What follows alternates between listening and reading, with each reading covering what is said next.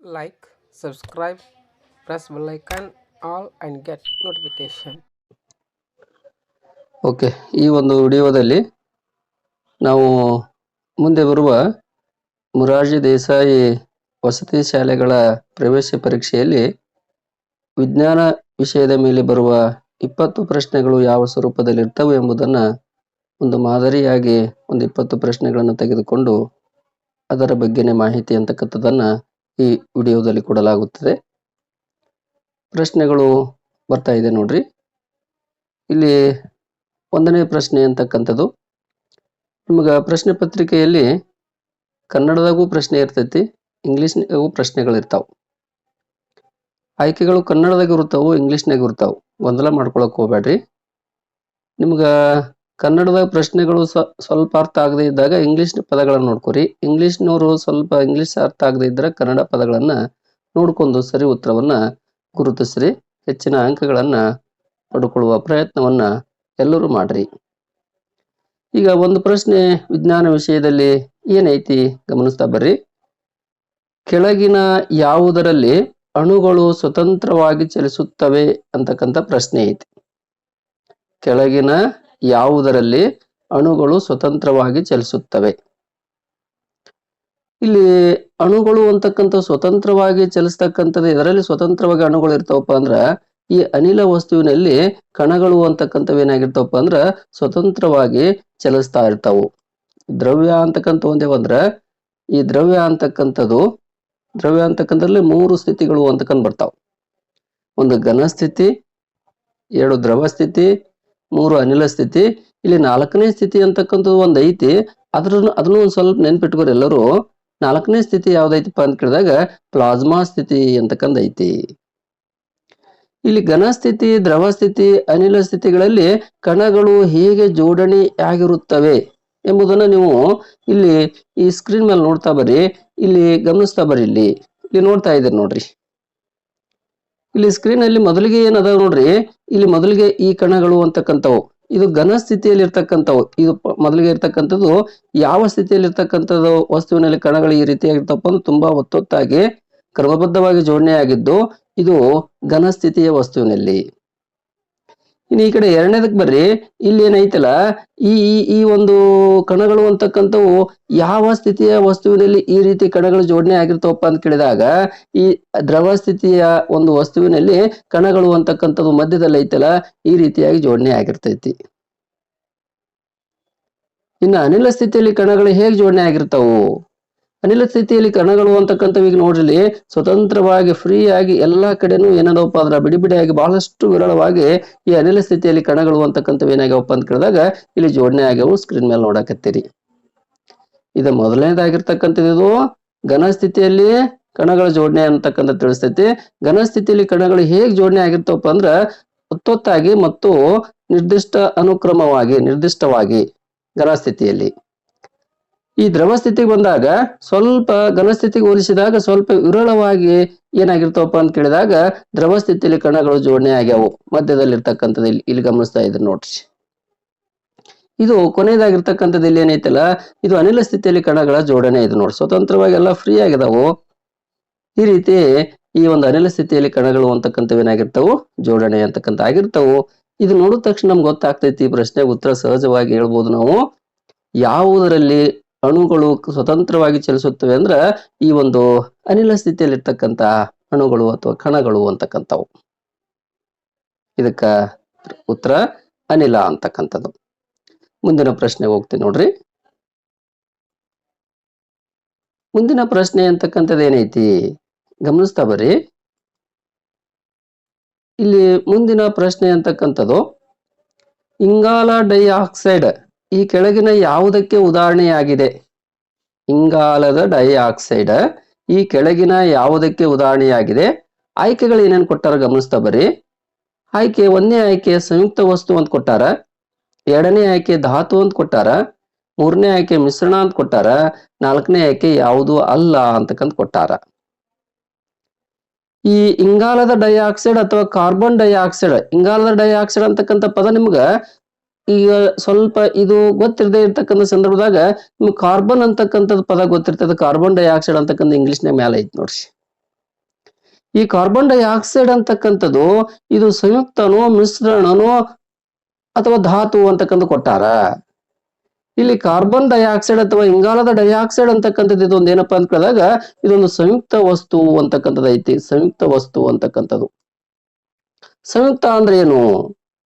ಎರಡು ಅಥವಾ ಎರಡಕ್ಕಿಂತ ಹೆಚ್ಚು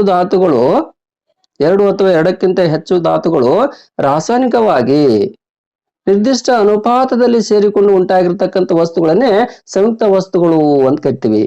ಇಲ್ಲಿ ಕಾರ್ಬನ್ ಡೈಆಕ್ಸೈಡ್ ಅಂತಕ್ಕಂಥದ್ದನ್ನು ತೆಗೆದುಕೊಂಡಾಗ ಇಲ್ಲಿ ಎರಡು ಧಾತುಗಳು ಅಂತಕ್ಕಂಥ ಸೇರ್ಪಡೆಗೊಂಡಿರ್ತಾವ. ಒಂದು ಕಾರ್ಬನ್ ಅಂತಕ್ಕಂಥದ್ದು, ಇನ್ನೊಂದು ಆಕ್ಸಿಜನ್ ಅಂತಕ್ಕಂಥದ್ದು.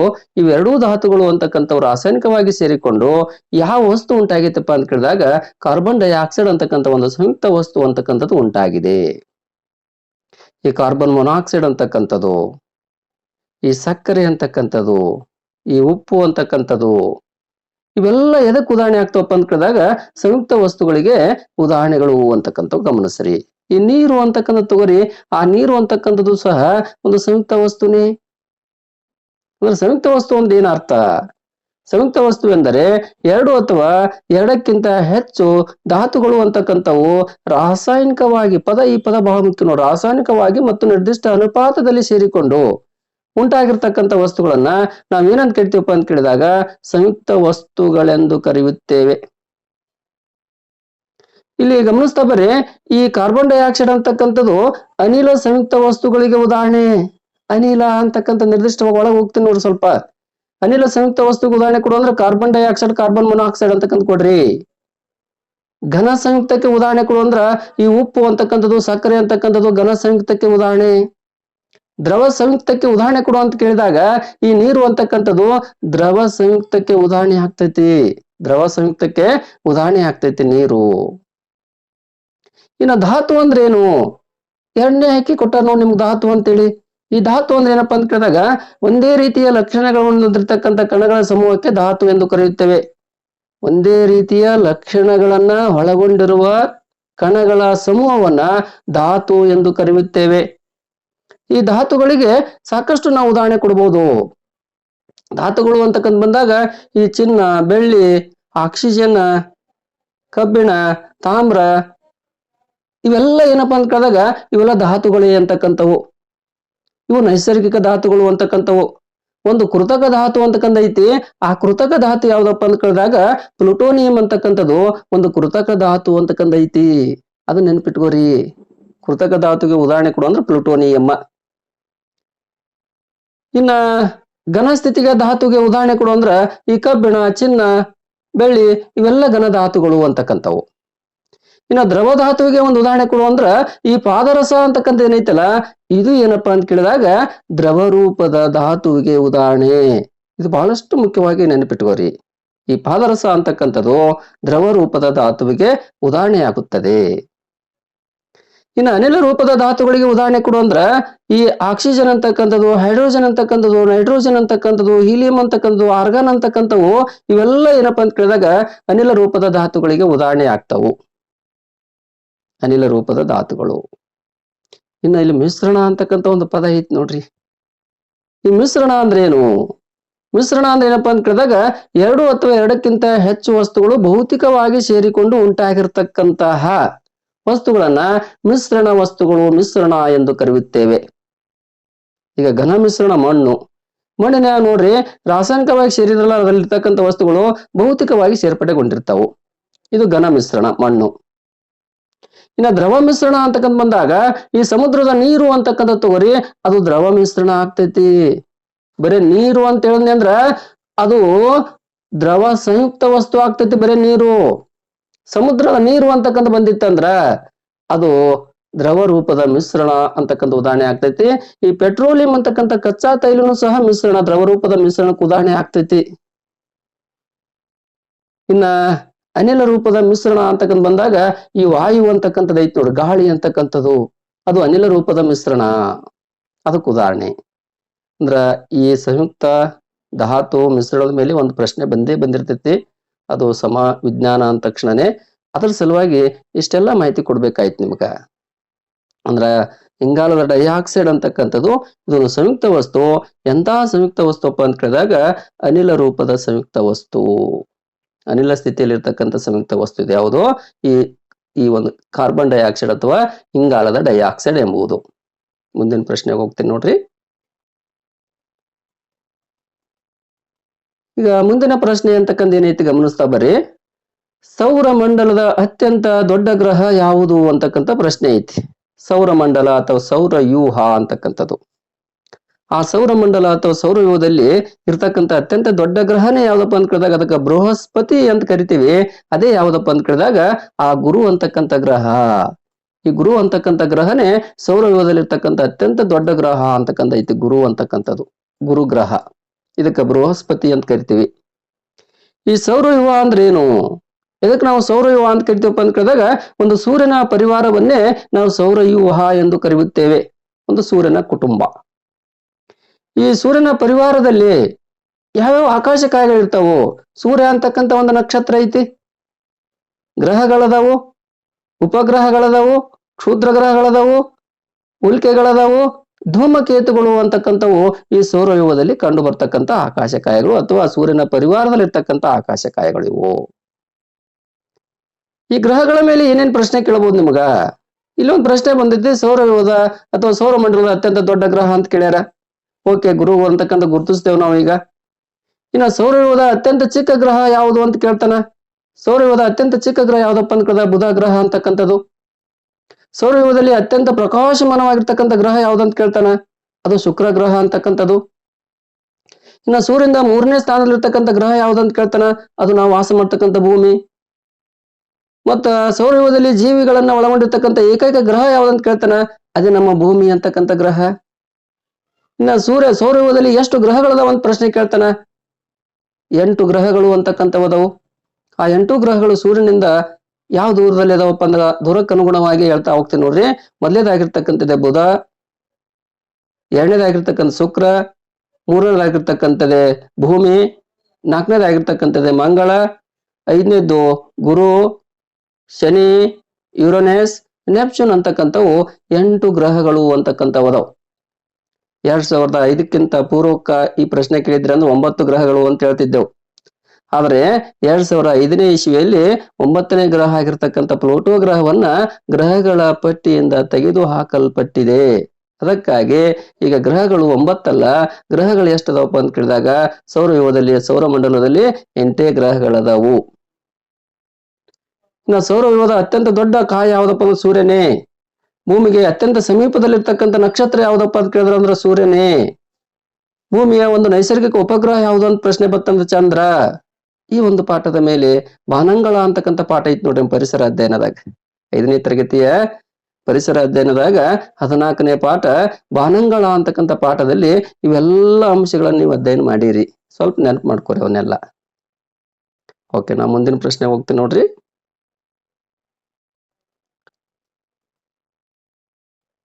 ಓಕೆ, ಇಲ್ಲಿ ಗಮನಿಸ್ತಾ ಬರ್ರಿ. ಇಲ್ಲಿ ಏನೈತಿ ಪ್ರಶ್ನೆ, ಗಾಳಿಯಲ್ಲಿನ ಸಾರಜನಕದ ಪ್ರಮಾಣ ಎಷ್ಟು? ನಿಮ್ಗೆ ಸಾರಜನಕ ಅಂತಕ್ಕಂಥ ಕನ್ನಡ ಪದ ಗೊತ್ತಾಗದೇ ಇದ್ದಾಗ ಸ್ವಲ್ಪ ಮ್ಯಾಲ ಇಂಗ್ಲಿಷ್ ಐತಿ ನೋಡ್ರಿ. ಏನೈತಿ? ನೈಟ್ರೋಜನ್ ಅಂತಕ್ಕಂಥ ಪದ ಐತಿ ನೋಡ್ರಿ. ಆ ನೈಟ್ರೋಜನ್ಗೆ ಕನ್ನಡದಾಗ ಏನಂತ ಕರಿತೀವಪ್ಪ ನಾವು ಸಾರಜನಕ ಎಂದು ಕರೆಯುತ್ತೇವೆ. ಈ ಸಾರಜನಕ ನಮ್ಗೆ ಗೊತ್ತೇ ಇಲ್ಲಪ್ಪ, ನಾವು ಅಭ್ಯಾಸ ಮಾಡಿದ್ವಿ ನೈಟ್ರೋಜನ್ ಅಂತ ಮಾಡಿವಿ ಅಂತೇಳಿ ಆ ಪ್ರಶ್ನೆಗೆ ಉತ್ತರ ತಪ್ಪಾಗಿ ಬರ್ಬ್ಯಾಡ್ರಿ. ಮ್ಯಾಲಲ್ಲಿ ಅಥವಾ ಕೆಳಗಲ್ಲಿ ಇಂಗ್ಲಿಷ್ನಾಗ ಇರ್ತೈತ, ಆ ಇಂಗ್ಲಿಷ್ನಾಗ ಇರ್ತಾವ ಪ್ರಶ್ನೆ ಕನ್ನಡದಾಗ ಇರ್ತಾವ. ನಿಮ್ಗ ಕನ್ನಡದಾಗ ಓದುವಾಗ ಗೊಂದಲ ಆಯ್ತಂದ್ರ ಇಂಗ್ಲಿಷ್ ಒಂದ್ ಸ್ವಲ್ಪ ಗಮನಿಸ್ರಿ. ಅಲ್ಲಿ ನೈಟ್ರೋಜನ್ ಅಂತಕ್ಕಂಥ ಪದ ನೀವು ಓದ್ತೀರಿ ಅಂದ್ರ ಗಾಳಿಯಲ್ಲಿ ಅಥವಾ ವಾಯುವಿನಲ್ಲಿ ಈ ನೈಟ್ರೋಜನ್ ಪ್ರಮಾಣ ಎಷ್ಟೈತಿ ಶೇಕಡಾ? ನೀವೆಲ್ಲ ಅಧ್ಯಯನ ಮಾಡಿರಿ. ಶೇಕಡಾ ಎಷ್ಟೈತಪ್ಪ ಅಂತ ಕೇಳಿದಾಗ ಈ ಗಾಳಿಯಲ್ಲಿ ಅತ್ಯಂತ ಹೆಚ್ಚಿನ ಪ್ರಮಾಣದಲ್ಲಿರ್ತಕ್ಕಂಥ ಅನಿಲನೇ ಯಾವ್ದಪ್ಪ ಅಂತ ಕೇಳಿದಾಗ ಈ ನೈಟ್ರೋಜನ್ ಅಂತಕ್ಕಂಥದ್ದು ಅದು ಎಷ್ಟೈತಪ್ಪ ಅಂದ್ರೆ ಶೇಕಡಾ 78ರಷ್ಟು ಐತಿ. ಶೇಕಡಾ 78ರಷ್ಟು ಇರ್ತಕ್ಕಂಥ ಒಂದು ಅನಿಲನೇ ಯಾವ್ದಪ್ಪ ಅಂತ ಕೇಳಿದಾಗ ಅದು ನೈಟ್ರೋಜನ್ ಅಂತಕ್ಕಂಥ ಅನಿಲ. ಇದ್ರ ಮೇಲೆ ಮತ್ತೇನ್ ಪ್ರಶ್ನೆಗಳು ಬರ್ಬೋದು? ಸ್ವಲ್ಪ ಇದ್ರ ಮೇಲೆ ಸ್ವಲ್ಪ ಪ್ರಶ್ನೆಗಳನ್ನ ಏನ್ ಕೇಳ್ಬೋದಪ್ಪ ಅಂತ ಕೇಳಿದಾಗ ಗಮನಿಸ್ತಾ ಬರಿಲ್ಲಿ. ಇಲ್ಲಿ ನೈಟ್ರೋಜನ್ ಅಂತಕ್ಕಂಥದ್ದು ಅತ್ಯಂತ ಹೆಚ್ಚಿನ ಪ್ರಮಾಣದಲ್ಲಿರ್ತಕ್ಕಂಥ ಅನಿಲ ಅಂತಕ್ಕಂಥದ್ದು ತಿಳುವಳಿಕೆ ಬಂತು. ಈ ಪ್ರಶ್ನೆ ಮೂಲಕವಾಗಿ ಮೊದಲೇ ಕಲ್ತಿರಿ, ತಿಳುವಳಿಕೆ ಬಂದೈತಿ. ಇದೊಂದು ರೀತಿ ಪ್ರಶ್ನೆ ಕೇಳ್ಬೋದು ನಿಮ್ಗ. ಅಂದ್ರೆ ವಾಯುವಿನಲ್ಲಿ ನೈಟ್ರೋಜನ್ ಪ್ರಮಾಣ ಎಷ್ಟು ಅಂತ ಕೇಳ್ಬೋದು, ಅಥವಾ ವಾಯುವಿನಲ್ಲಿ ಅತ್ಯಂತ ಹೆಚ್ಚಿನ ಪ್ರಮಾಣದಲ್ಲಿರ್ತಕ್ಕಂಥ ಅನಿಲ ಯಾವುದು ಅಂತ ಕೇಳುವಾಗ ನೈಟ್ರೋಜನ್ ಅಂತಕ್ಕಂಥ ಉತ್ತರ ಬರ್ತೈತಿ. ಇನ್ನ ವಾಯುವಿನಲ್ಲಿ ಅತ್ಯಂತ ಹೆಚ್ಚಿನ ಪ್ರಮಾಣವನ್ನು ನೋಡ್ಕೊಂತ ಹೋದಾಗ ಎರಡನೇ ಸ್ಥಾನದಲ್ಲಿರ್ತಕ್ಕಂಥ ಅನಿಲ ಯಾವ್ದಪ್ಪ ಅಂತ ಕೇಳಿದಾಗ ಆಕ್ಸಿಜನ್ ಅಂತಕ್ಕಂಥ ಐತಿ, ಈ ಆಮ್ಲಜನಕ ಅಂತಕ್ಕಂಥದ್ದು. ಅದು ಶೇಕಡ ಎಷ್ಟು ಪ್ರಮಾಣದಾಗ ಐತಿ ವಾಯುವಿನಾಗ ಅಥವಾ ಗಾಳಿಯಾಗ? ಶೇಕಡ 21ರಷ್ಟು ಏನೈತಪ್ಪ ಅಂತ ಕೇಳಿದಾಗ ಈ ಆಕ್ಸಿಜನ್ ಅಂತಕ್ಕಂಥ ಅನಿಲ ವಾಯುವಿನಲ್ಲಿ ಇದೆ, ಗಾಳಿಯಲ್ಲಿ ಇದೆ. ಇವೆರಡೇ ಅದಾವನ್ರಿ, ನೈಟ್ರೋಜನ್ ಮತ್ತು ಆಕ್ಸಿಜನ್ ಇವೆರಡೇ ಅದಾವನು ಗಾಳಿಯಾಗ? ಇಲ್ಲ, ಇನ್ನ ಅದಾವು. ಏನದಾವು ಮತ್ತ? ಏನದಾವಪ್ಪ ಅಂತ ಕೇಳಿದಾಗ ಈ ಗಾಳಿ ಅಂತಕ್ಕಂಥ ಒಂದು ಮಿಶ್ರಣ, ಇದು ಅನಿಲ ಮಿಶ್ರಣ. ನೈಟ್ರೋಜನ್ ಐತಿ, ಆಕ್ಸಿಜನ್ ಐತಿ, ಆಮೇಲೆ ಏನೈತಪ್ಪ ಅಂದ್ರೆ ಕಾರ್ಬನ್ ಡೈಆಕ್ಸೈಡ್ ಅಂತಕ್ಕಂಥದ್ದು ಸಹ ವಾಯುವಿನಾಗ ಐತಿ. ಕಾರ್ಬನ್ ಡೈಆಕ್ಸೈಡ್ ಅಂತಕ್ಕಂಥದ್ದು ಐತಿ. ಅದು ಶೇಕಡ ಎಷ್ಟು ಪ್ರಮಾಣದಾಗ ಐತಪ್ಪ ಅಂದ್ರ ಶೇಕಡ 0.04ರಷ್ಟು ಏನೈತಪ್ಪ ಅಂತ ಕೇಳಿದಾಗ ಕಾರ್ಬನ್ ಡೈಆಕ್ಸೈಡ್ ಅಂತಕ್ಕಂತಹ ಅನಿಲ ಅಂತಕ್ಕಂಥದ್ದು ಇದೆ. ಕಾರ್ಬನ್ ಡೈಆಕ್ಸೈಡ್ ಅಂತಕ್ಕಂಥ ಅನಿಲ ಎಷ್ಟು ಐತಪ್ಪ ಅಂತ ಕೇಳಿದಾಗ ಶೇಕಡ 0.04ರಷ್ಟು ಐತಿ.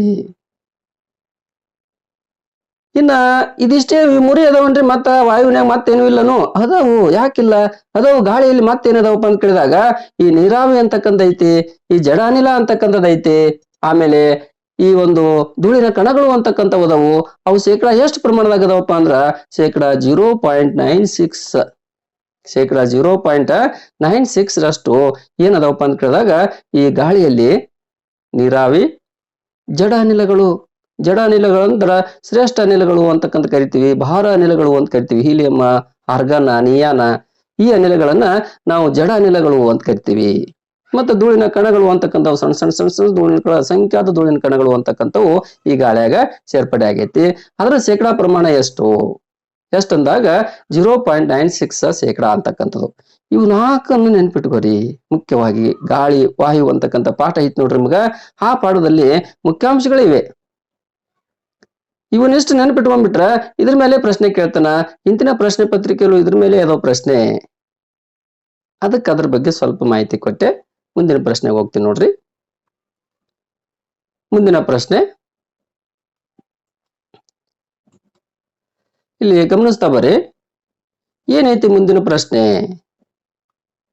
ನೋಡಿ. ಇವುಗಳಲ್ಲಿ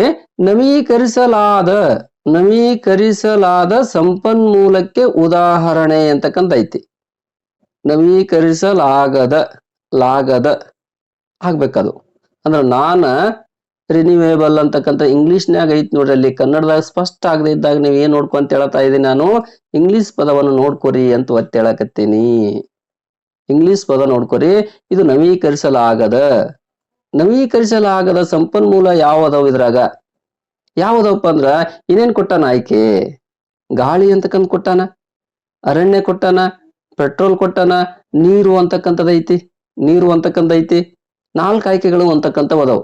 ಇವುಗಳಲ್ಲಿ ನವೀಕರಿಸಲಾಗದ ಅಂತಕ್ಕಂಥದ್ದು ಪ್ರಶ್ನೆ ಐತಿ. ನವೀಕರಿಸಲಾಗದಪ್ಪ ಅಂದ್ರೆ ಬಳಕೆ ಮಾಡಿಕೊಂಡಂತೆ ಪುನರುತ್ಪತ್ತಿ ಆಗದೇ ಇರ್ತಕ್ಕಂಥದ್ದು, ಅತಿ ವೇಗವಾಗಿ ಪುನರುತ್ಪತ್ತಿ ಆಗದೇ ಇರ್ತಕ್ಕಂತಹ ಒಂದು ಸಂಪನ್ಮೂಲಗಳನ್ನ ನವೀಕರಿಸಲಾಗದ ಅಥವಾ ಬಳಕೆ ಮಾಡಿಕೊಂಡಂತೆ ಖಾಲಿ ಆಗ್ತಕ್ಕಂಥ ಗುಣವನ್ನು ಹೊಂದಿರತಕ್ಕಂಥ ನೈಸರ್ಗಿಕ ಸಂಪನ್ಮೂಲಗಳನ್ನ ನಾವು ನವೀಕರಿಸಲಾಗದ ಅಂತ ಕರಿತೀವಿ. ಅಂದ್ರೆ ಬಳಕೆ ಮಾಡಿಕೊಂಡಂತೆ ನಾಶ ಆಗ್ತಕ್ಕಂಥವು ಯಾವ್ದದಪ್ಪ ಅಂತ ಕೇಳಿದಾಗ ಈ ಪೆಟ್ರೋಲ್ ಅಂತಕ್ಕಂಥದ್ದು ಏನೈತಿ ನೋಡ್ರಿ, ಇದು ನವೀಕರಿಸಲಾಗದ ನೈಸರ್ಗಿಕ ಸಂಪನ್ಮೂಲಕ್ಕ ಉದಾಹರಣೆ ಅಂತಕ್ಕಂಥ ಆಗ್ತೈತಿ. ನವೀಕರಿಸಲಾಗದ್ದು. ಈ ಪೆಟ್ರೋಲ್ ಬೆಲೆ ದಿನದಿಂದ ದಿನಕ್ಕೆ ಹೆಚ್ಚಾಗತೈತಿ. 100 ರೂಪಾಯಿಕ್ಕಿಂತ ಹೆಚ್ಚಾಗತೈತಿ.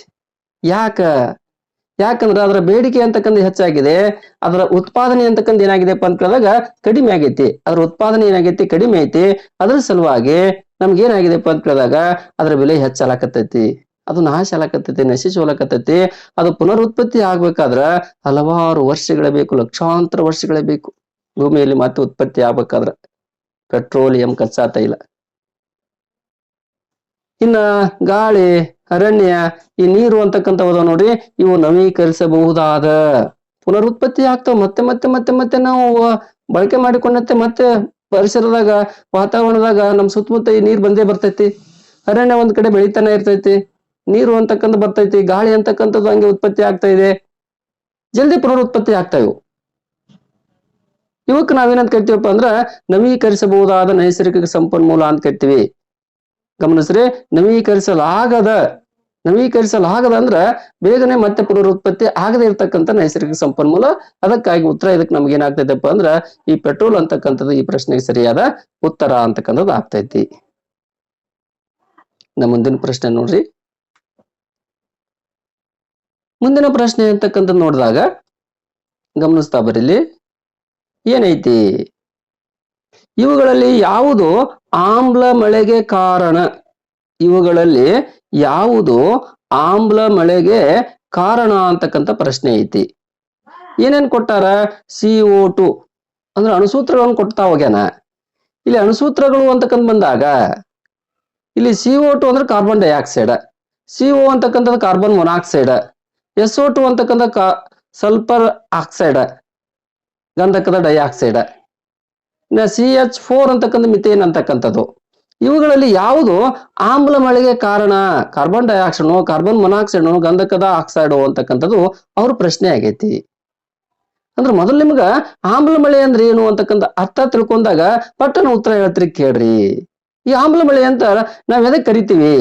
ಆಮ್ಲ ಮಳೆ ಅಂತ ಹೇಳ್ಬಿಟ್ಟು ಎದಕ್ ಕರಿತೀವಪ್ಪ ಅಂತ ಕೇಳಿದಾಗ ಈ ಕಡೆ ಲಕ್ಷ ಕೊಡ್ರಿ. ಆಮ್ಲ ಮಳೆ ಅಂತ ಎದಕ್ ಕರೆದೇವಪ್ಪ ಅಂತ ಕೇಳಿದಾಗ ಈ ಗಾಳಿಯಲ್ಲಿ ಇರ್ತಕ್ಕಂಥ ನೈಟ್ರೋಜನ್ ಐತಿ ಮತ್ತು ಗಂಧಕ ಅಂತಕ್ಕಂಥ ಗಂಧಕದ ಡೈಆಕ್ಸೈಡ್ ಅಂದ್ರ ಸಲ್ಫರ್ ಡೈಆಕ್ಸೈಡ್, ಸಲ್ಫರ್ ಗಂಧಕದ ಡೈಆಕ್ಸೈಡ್ ಮತ್ತು ಈ ನೈಟ್ರೋಜನ್ ಡೈಆಕ್ಸೈಡ್ ಸಾರಜನಕದ ಡೈಆಕ್ಸೈಡ್ ವಾತಾವರಣದಲ್ಲಿರ್ತಕ್ಕಂಥ ನೀರಾವಿಯೊಂದಿಗೆ ಸೇರಿದಾಗ ಉಂಟಾಗುವ ಮಳೆಗೆ ನಾವೇನಂತ ಕರಿತೀವಪ್ಪ ಅಂತ ಕೇಳಿದಾಗ ಆಮ್ಲ ಮಳೆ ಅಂತ ಕರಿತೀವಿ. ಅಂದ್ರೆ ಗಂಧಕದ ಡೈಆಕ್ಸೈಡ್ ಅಂತಕ್ಕಂಥ ಇದಕ್ಕೆ ಸರಿಯಾದ ಉತ್ತರ ಆಗ್ತೈತಿ ನೋಡ್ರಿ. ಗಂಧಕದ ಡೈಆಕ್ಸೈಡ್ ಅಂದ್ರ SO2 ಅಂತಕ್ಕಂಥ ಐತಿ ನೋಡ್ರಿ. ಅಲ್ಲಿ ಸಲ್ಫರ್ ಡೈಆಕ್ಸೈಡ್ ಅಂದ್ರ ಆಮ್ಲ ಮಳೆಗೆ ಮೂಲ ಕಾರಣ ಯಾವ್ದಪ್ಪ ಅಂತ ಕೇಳಿದಾಗ ಎಲ್ಲರೂ ನೆನಪಲ್ಲಿಟ್ಕೋರಿ ಇದನ್ನ. ಈ ಒಂದು SO2 ಅಂತಕ್ಕಂಥ ಅಂದ್ರ ಸಲ್ಫರ್ ಡೈಆಕ್ಸೈಡ್ ಅಂತಕ್ಕಂಥದ್ದು ಇದಕ್ಕೆ ಸರಿಯಾದ ಉತ್ತರ. ಸಲ್ಫರ್ ಡೈಆಕ್ಸೈಡ್ ಅಣುಸೂತ್ರ ಇದು. SO2 ಅಂತಕ್ಕಂಥದ್ದು ಅದೊಂದು ಸಂಯುಕ್ತ ವಸ್ತು. ಅಂದ್ರ ಸಲ್ಫರ್ ಅಂತಕ್ಕಂಥ ಐತಿ ಮತ್ತು ಆಕ್ಸಿಜನ್ ಅಂತಕ್ಕಂಥ ಐತಿ. ಸಲ್ಫರ್ನ ಅಣುಗಳು ಅಂತಕ್ಕಂಥ ಒಂದು ಸೇರ್ಕೊಂಡೈತಿ, ಪರಮಾಣು ಅಂತಕ್ಕಂಥ ಒಂದ್ ಐತಿ, ಆಕ್ಸಿಜನ್ ಪರಮಾಣು ಅಂತಕ್ಕಂಥ ಎರಡು ಅದಾವು. ಅವೆರಡು ಸೇರ್ಕೊಂಡು ಒಂದು ಸಲ್ಫರ್ ಡೈಆಕ್ಸೈಡ್ ಅಣು ಅಂತಕ್ಕಂಥ ಉತ್ಪತ್ತಿ ಆಗೈತಿ. ಈ ಸಲ್ಫರ್ ಡೈಆಕ್ಸೈಡ್ ಮತ್ತು ನೈಟ್ರೋಜನ್ ಆಕ್ಸೈಡ್ ಅಂತಕ್ಕಂಥದ್ದು ಎದರೊಂದಿಗೆ ವಾತಾವರಣದಲ್ಲಿರ್ತಕ್ಕಂಥ ನೀರಾವಿಯೊಂದಿಗೆ ಸೇರಿ ಅದು ಮೇಲೆ ಹೋಗಿ ಮೋಡ ಕಟ್ಕೊಂಡು ಮೇಲೆ ಹೋಗಿ ಅಲ್ಲಿ ಏನಾಗ್ತಾವಪ್ಪ ಅಂತ ಕೇಳಿದಾಗ ಎರಡೂ ಕೂಡ್ಕೋತಾವ. ಈ ನೈಟ್ರೋಜನ್ ಆಕ್ಸೈಡ್ ಮತ್ತು ಸಲ್ಫರ್ ಡೈಆಕ್ಸೈಡ್ ಅಂತಕ್ಕಂಥದ್ದು ಗುಡುಗು ಸಿಡಿಲು ಮಿಂಚು ಬರ್ತೈತಿ ನೋಡ್ರಿ. ಆ ಮಿಂಚಿನಲ್ಲಿ ವಿದ್ಯುತ್ ಶಕ್ತಿ ಅಂತಕ್ಕಂಥ ಬರ್ತೈತಿಲ್ಲ, ಅದ್ರ ಪರಿಣಾಮವಾಗಿ ಎರಡು ಸೇರ್ಪಡೆಗಳು ಎರಡು ಕೂಡ್ಕೊಳ್ತಾವ. ಅದು ಮಳೆ ರೂಪದಲ್ಲಿ ವಾಪಸ್ ಭೂಮಿ ಬರುವುದನ್ನೇ ನಾವೇನಂತ ಕರಿತೀವಪ್ಪ ಅಂದ್ರ ಆಮ್ಲ ಮಳೆ ಎಂದು ಕರೆಯುತ್ತೇವೆ. ಅದೇ ಆಮ್ಲ ಮಳೆ. ನೈಟ್ರೋಜನ್ ಆಕ್ಸೈಡ್ ಮತ್ತು ಸಲ್ಫರ್ ಡೈಆಕ್ಸೈಡ್ ಇವೆರಡು ರಾಸಾಯನಿಕವಾಗಿ ಸೇರ್ಕೊಳ್ತಾವ ಅಲ್ಲಿ. ಇದರಿಂದ ಆ ಮಿಂಚು ಅಂತಕ್ಕಂಥದ್ದು ಹೊಡೆದಾಗ, ಘರ್ಷಣೆ ಉಂಟಾದಾಗ ಅಲ್ಲಿ ನೀರಾವಿಯೊಂದಿಗೆ ಸೇರ್ಕೊಂಡು ಏನಾಗ್ತೈತಪ್ಪ ಅಂದ್ರ ಮಳೆ ರೂಪದಲ್ಲಿ ವಾಪಸ್ ಭೂಮಿಗೆ ಬರ್ತಾವಲ್ಲ, ಅದಕ್ಕೆ ನಾವೇನಂತ ಕರಿತೀವಪ್ಪ ಅಂದ್ರೆ ಆಮ್ಲ ಮಳೆ ಅಂತಕ್ಕಂತಹ ಹೆಸರಿನಿಂದ ಕರಿತೀವಿ. ಇವುಗಳಲ್ಲಿ ಯಾವುದು ಆಮ್ಲ ಮಳೆಗೆ ಕಾರಣ ಅಂತ ಕೇಳಿದಾಗ ಈ ಸಲ್ಫರ್ ಡೈಆಕ್ಸೈಡ್ ಅಂತಕ್ಕಂಥ ಹಾಕ್ರಿ. ಅದರ ಅನುಸೂತ್ರ ಕೊಟ್ಟಾರ, ನೇರವಾಗಿ ಅದರ ಅರ್ಥ ಕೊಟ್ಟಿಲ್ಲ. ಅದಕ್ಕಾಗಿ ಸ್ವಲ್ಪ ಗಮನಿಸ್ತಾ ಬರ್ರಿ. ಇನ್ನು ಮುಂದಿನ ಪ್ರಶ್ನೆ.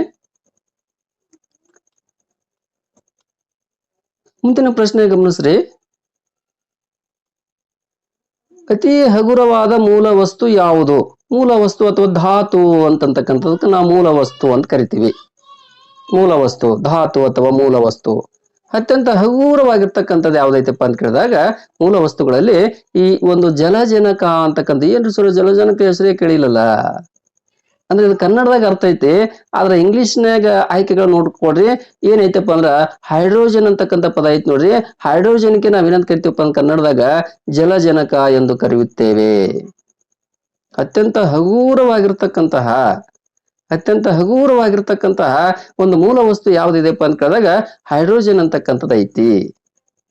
ಹೈಡ್ರೋಜನ್ ಸ್ವಲ್ಪ ಇದನ್ನ ನೆನ್ಪಿಟ್ಕೋರಿ. ಹೈಡ್ರೋಜನ್ ಅಂತಕ್ಕಂಥದ್ದು. ನೆಕ್ಸ್ಟ್ ಮುಂದಿನ ಪ್ರಶ್ನೆ ನೋಡ್ರಿ.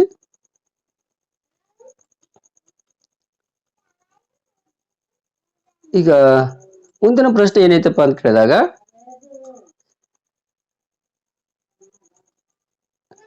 ಓಕೆ, ಅಯೋಡಿನ್ ಕೊರತೆಯಿಂದ ಯಾವ ಕಾಯಿಲೆ ಅಥವಾ ರೋಗ ಬರುತ್ತದೆ? ಅಯೋಡಿನ್ ಅಂತಕ್ಕಂಥ ಒಂದು ಕಾಯಿಲೆ ಅಂತಕ್ಕಂಥದ್ದು, ಅಯೋಡಿನ್ ಕೊರತೆ ಅಂತಕ್ಕಂಥ ನಮ್ಮ ದೇಹದಲ್ಲಿ ಉಂಟಾದಾಗ ಯಾವ ರೋಗ ಕಂಡು ಬರ್ತೈತಪ್ಪ ಅಂದ್ರೆ ಸಾಮಾನ್ಯವಾಗಿ ಈ ಗಳಗಂಡ ರೋಗ ಅಂತಕ್ಕಂಥ ಕಂಡು ಬರ್ತೈತಿ.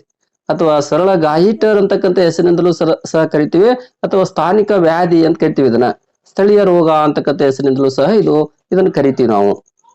ಅಯೋಡಿನ್ ಅಂತಕ್ಕಂಥ ಕೊರತೆ ಯಾವ ಪ್ರದೇಶದಲ್ಲಿ ಹೆಚ್ಚಾಗಿ ಕಂಡು ಬರ್ತೈತಿ ಅಲ್ಲಿ ವಾಸ ಮಾಡ್ತಕ್ಕಂಥ ಜನರಿಗೆ ಈ ಸರ್ವೇ ಸಾಧಾರಣವಾಗಿ ಈ ಒಂದು ಗಳಗಂಡ ರೋಗ ಅಥವಾ ಈ ಸರಳ ಗಾಯಿಟರ್ ಅಂತಕ್ಕಂಥ ರೋಗ ಅಂತಕ್ಕಂಥ ಕಂಡು ಬರ್ತೈತಿ.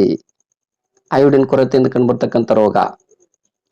ಇನ್ನ ಎ ವಿಟಮಿನ್ ಅಂತಕ್ಕಂಥ ಕೊರತೆಯಿಂದ ಕಂಡು ಬರ್ತಕ್ಕಂಥ ರೋಗನೇ ಇರುಳು ಕುರುಡು ಅಂತಕ್ಕಂಥ ರೋಗ ಕಂಡು ಬರ್ತೈತಿ. ಎ ವಿಟಮಿನ್ ಕೊರತೆಯಿಂದ ಕಂಡು ಬರ್ತಕ್ಕಂಥದ್ದು ಇರುಳು ಕುರುಡು ಅಂತಕ್ಕಂಥದ್ದು. ಈ ಬಿ ವಿಟಮಿನ್ ಕೊರತೆಯಿಂದ ಕಂಡು ಬರ್ತಕ್ಕಂಥ ರೋಗನೇ ಬೇರಿ ಬೇರಿ ರೋಗ ಅಂತಕ್ಕಂಥದ್ದು. ಅಂದ್ರೆ ದೇಹದ ಕೆಲವು ಭಾಗಗಳಲ್ಲಿ ನೀರು ತುಂಬಿಕೊಳ್ಳೋದು, ಅಂತ ರೋಗನೇ ಯಾವ್ದಪ್ಪ ಅಂತ ಕೇಳಿದಾಗ ಬೇರಿ ಬೇರಿ ರೋಗ. ಆ ಬೇರಿ ಬೇರಿ ರೋಗದ ಒಂದು ಯಾವ ವಿಟಮಿನ್ ಕೊರತೆಯಿಂದ ಕಂಡು ಬರ್ತೈತಪ್ಪ ಅಂದ್ರ ಬಿ ವಿಟಮಿನ್ ಕೊರತೆಯಿಂದ ಕಂಡು ಬರ್ತೈತಿ. ಇನ್ನ ಸಿ ವಿಟಮಿನ್ ಕೊರತೆಯಿಂದ ಕಂಡು ಬರ್ತಕ್ಕಂಥ ಒಂದು ರೋಗನೇ ಯಾವ್ದಪ್ಪ ಅಂತ ಕೇಳಿದಾಗ ಸ್ಕರ್ವಿ ಅಂತಕ್ಕಂಥ ರೋಗ. ಆ ಸ್ಕರ್ವಿ ರೋಗದ ಪ್ರಮುಖ ಲಕ್ಷಣಗಳು ಏನು ಅಂತ ಕೇಳಿದಾಗ ವಸಡುಗಳಲ್ಲಿ ರಕ್ತಸ್ರಾವ ಉಂಟಾಗುವುದು, ದವಡೆಗಳಲ್ಲಿ ಹಲ್ಲುಗಳಲ್ಲಿ ರಕ್ತಸ್ರಾವ ಅಂತಕ್ಕಂಥ ಉಂಟಾಗುವುದು, ಅದು ಸ್ಕರ್ವಿ ರೋಗದ ಲಕ್ಷಣ. ಈ ಸ್ಕರ್ವಿ ರೋಗ ಅಂತಕ್ಕಂಥದ್ದು ಸಿ ವಿಟಮಿನ್ ಕೊರತೆಯಿಂದ ಕಂಡು ಬರ್ತಕ್ಕಂತಹ ಒಂದು ರೋಗ. ಇನ್ನ ಡಿ ವಿಟಮಿನ್ ಕೊರತೆಯಿಂದ ಕಂಡು ಬರ್ತಕ್ಕಂಥ ರೋಗ, ಡಿ ವಿಟಮಿನ್ ಕೊರತೆಯಿಂದ ಕಂಡು ಬರ್ತಕ್ಕಂಥ ರೋಗ ಯಾವ್ದಪ್ಪ ಅಂದ್ರ ರಿಕೇಟ್ಸ್ ಅಂತಕ್ಕಂಥ ರೋಗ ಕಂಡು ಬರ್ತೈತಿ. ರಿಕೇಟ್ಸ್ ಅಂತಕ್ಕಂಥ ನೆನ್ಪಿಟ್ಕೋರಿ. ಆ ರಿಕೇಟ್ಸ್ ಅಂತಕ್ಕಂಥ ರೋಗ ಯಾವುದರ ಕೊರತೆಯಿಂದ ಕಂಡು ಬರ್ತೈತಪ್ಪ ಅಂದ್ರಾಗ ಈ ಡಿ ವಿಟಮಿನ್ ಕೊರತೆಯಿಂದ ಕಂಡು ಬರ್ತೈತಿ. ಅದರ ಲಕ್ಷಣ ಏನಪ್ಪಾ ಅಂತ ಕೇಳಿದಾಗ ಬಾಗಿದ ಮೂಳೆಗಳಿಗೆ ಸಂಬಂಧಪಟ್ಟಿರ್ತಕ್ಕಂಥ ರೋಗ ಅದು ಯಾವುದು ರಿಕೇಟ್ಸ್. ಇನ್ನು ಇಲ್ಲೊಂದು ಸಿ ಆಯ್ಕೆ ಕೊಟ್ಟ ನೋಡಿ, ಮೂರನೇ ಆಯ್ಕೆ ರಕ್ತಹೀನತೆ ಅಂತಕ್ಕಂಥ ರೋಗ. B12 ಅಂತಕ್ಕಂಥ ವಿಟಮಿನ್ ಕೊರತೆಯಿಂದ ಬರ್ತಕ್ಕಂಥ ರೋಗ ಇದು ರಕ್ತಹೀನತೆ ಅಂತಕ್ಕಂಥ, ರಕ್ತ ಕಡಿಮೆ ಆಗೋದು. B12 ಅಂತಕ್ಕಂಥ ಐತಲ್ಲ, B12 ಅಂತಕ್ಕಂಥ ವಿಟಮಿನ್ ಕೊರತೆ ಆದಾಗ ನಮಗೆ ಕಂಡು ಬರ್ತಕ್ಕಂಥ ರೋಗ ಯಾವ್ದಪ್ಪ ಅಂದ್ರ ರಕ್ತಹೀನತೆ ಅಂತಕ್ಕಂಥ, ರಕ್ತ ನಮ್ಮ ದೇಹದಲ್ಲಿ ಕಡಿಮೆ ಆಗ್ತಕ್ಕಂಥದ್ದು, ಅದು B12 ಅದು. ಇದಿಷ್ಟು ಮಾಹಿತಿ ತಿಳ್ಕೋರಿ. ಇದ್ರ ಮೇಲೆ ಒಂದೊಂದು ಪ್ರಶ್ನೆ ಬರ್ತಾವು. ಮುಂದಿನ ಪ್ರಶ್ನೆ ನೋಡೋಣ. ನೋಡ್ರಿ, ಮುಂದಿನ ಪ್ರಶ್ನೆ ಏನೈತಿಪ್ಪ ಅಂದ್ರ